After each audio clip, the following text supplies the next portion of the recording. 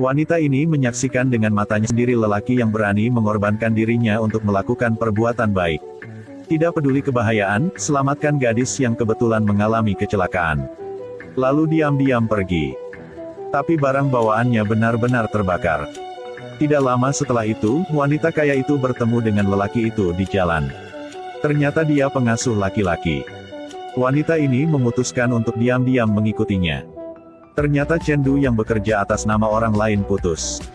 Atas nama penyewa, dia mengusulkan untuk putus dengan pria yang berpura-pura baik hati. Tanpa diduga, pria palsu itu tidak bisa mengendalikan emosinya. Menilai bahwa Chen Du adalah orang yang menghancurkan hubungan mereka jadi memukul Chen Du. Chen Du bersepeda dengan panik dan pergi. Wanita kaya ini merasa bahwa dia adalah seseorang yang bisa diandalkan. Jadi dia menelepon Chen Du dan meminta untuk menyewanya sebagai karyawan. Tetapi satu-satunya persyaratan adalah merahasiakannya. Setelah bertemu, wanita kaya itu langsung memberinya setumpuk uang, mengatakan itu adalah deposit. Chen Du sedikit terkejut dengan kue yang jatuh dari langit ini. Mengatakan dia bertekad untuk tidak melakukan sesuatu yang ilegal. Haruskah aku tinggal di rumahmu? Tidak dibutuhkan. Oke, itu saja, kamu bisa keluar dari mobil. Keesokan harinya, Nana membawa Chen Du ke toko mewah untuk memilih pakaian. Aku hanya menjual waktu, bukan orang. Nana tidak pedulinya, meminta petugas untuk mengantarnya mencoba baju. Chen Du melihat harga pakaian dan sedikit khawatir. Tapi hanya tahu cara mengikuti.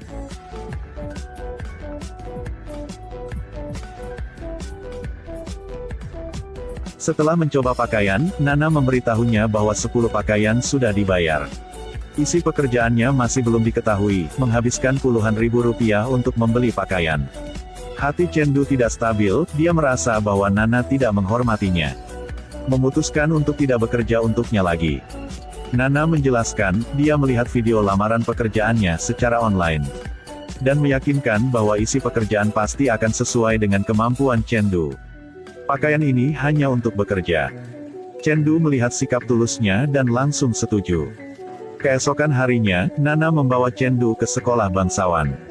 Pada saat ini, Nana mengatakan kepadanya bahwa pekerjaannya adalah menjadi ayah dari putranya. Chen Du masih tidak bereaksi, Nana memasuki kelas. Perkenalkan putranya, ini ayahnya Chen Du. Aku ayahmu. Awalnya 3 hari yang lalu, aku sudah pulang. Hasil badai tertunda lagi. Ini topan Tengyama, bandara ditutup. Ini topan Usagi. Apakah kamu menonton berita? Ya. Jika bukan karena badai, aku akan segera kembali. Mungkinkah badai itu bertiup selama 6 tahun? Sampai sekarang aku bisa kembali mengunjungimu. Meskipun Chen Du sedikit tidak nyaman dengan pekerjaan aneh ini.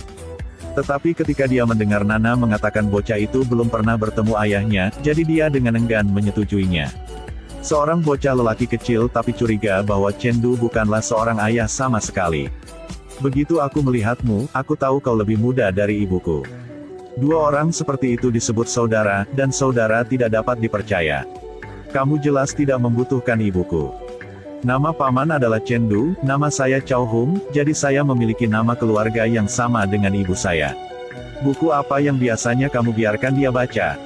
Bagaimana mungkin ayahmu tidak membutuhkan kita? Ayah sibuk dengan pekerjaan, tidak ada alasan lain. Untungnya, Chen Du memiliki 3 tahun pengalaman sebagai pengasuh. Ekspresinya ketika berbicara dengan anak-anak adalah kegigihannya. Jadi Pak lahir tahun berapa? Pada tahun 1980.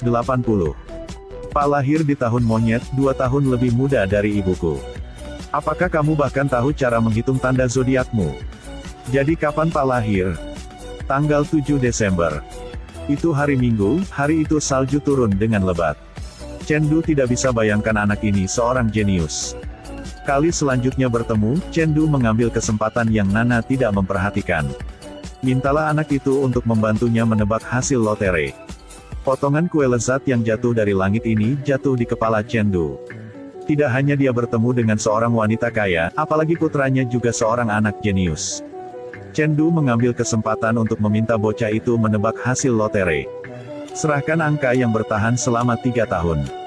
Tunggu sampai malam saat hadiah dibuka. Chen Du memegang tiket lotre yang dibeli dan duduk di depan TV, dengan penuh semangat menunggu untuk memenangkan hadiahnya. Nomor kedua, 19. 17. Nomor ketiga, 08. Chen Du tidak mau, dan atas saran anak itu, dia membeli beberapa kali lagi. Berapa kali berturut-turut tidak menang. Chen Du memiliki keraguan tentang kemampuan ajaib anak itu. Bocah itu mengakui bahwa dia sama sekali tidak mengerti tentang lotre. Aku takut untuk memberitahu Pak bahwa aku tidak tahu. Pak tidak akan bermain-main denganku lagi. Chen Du merasa bahwa bocah itu tidak memiliki kasih sayang ayahnya, jadi dia memaafkannya. Chen Du membeli nomor yang awalnya. Tapi kali ini mimpi itu menjadi kenyataan. Apakah aku menang kali ini? Sudah menang. 42.